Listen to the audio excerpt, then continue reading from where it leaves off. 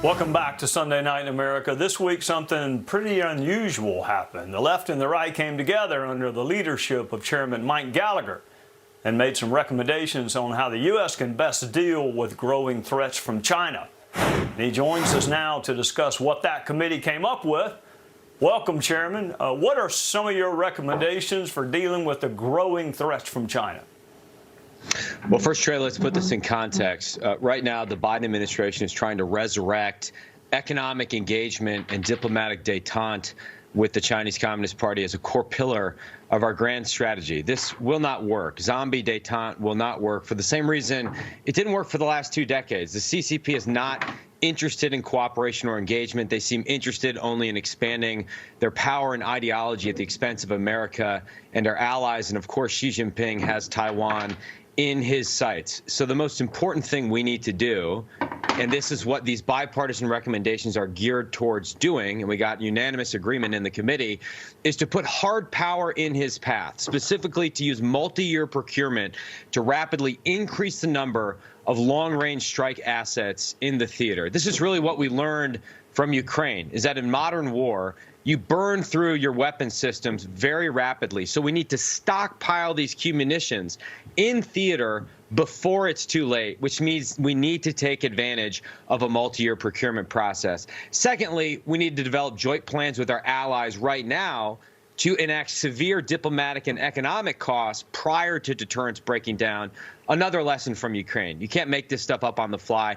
I'll just give you a third one. There were 10 recommendations. We obviously don't have time to go into it. We've talked before about the fact that we have a $19 billion backlog of weapon systems Taiwan has purchased, but we've not delivered. We think that Congress can do more on a quarterly basis, really to put significant pressure on the administration to not only deliver the weapons that they purchased, but also to existing weapon systems that we're putting into deep storage, turn a few dials here or there and deliver those to Taiwan in the next 2 years. Again, we have to put hard power in Xi Jinping's path before it's too late. Otherwise, we're going to stumble into a war for which we are not well prepared right now.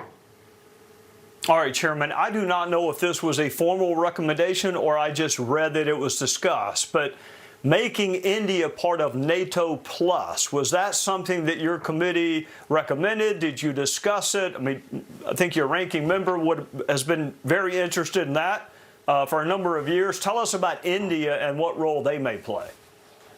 We did, and the ranking member, Raja Krishnamurthy, was a leading driver of that, and we think it's a good idea to look for ways. Listen, India's not going to become a full-fledged ally in the sense that they're a treaty ally anytime soon, but we got to be looking for every way we can to enhance cooperation.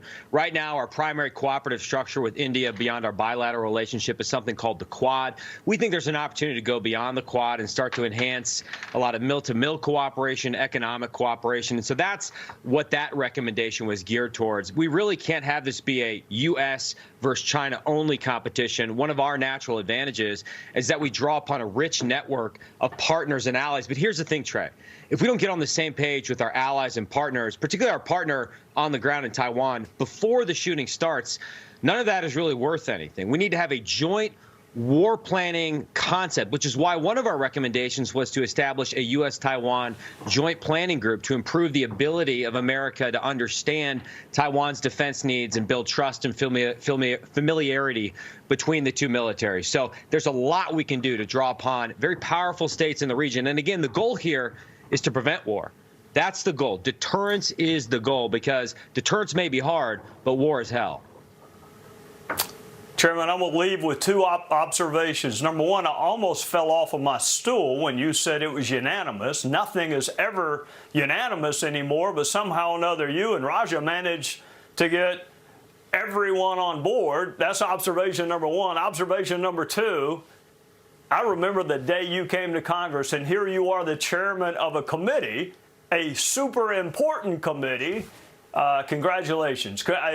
Getting bipartisan, unanimous recommendations in this political environment, Congressman, it's unbelievable. So congratulations. Well, thank you. Since you left, the talent pool has really gotten shallower. So they're scraping the bottom of the barrel to come up with committee chairman. And I guess I was the last one available, Trey. So we need you back. I think they did pretty good, and that ain't happening, brother.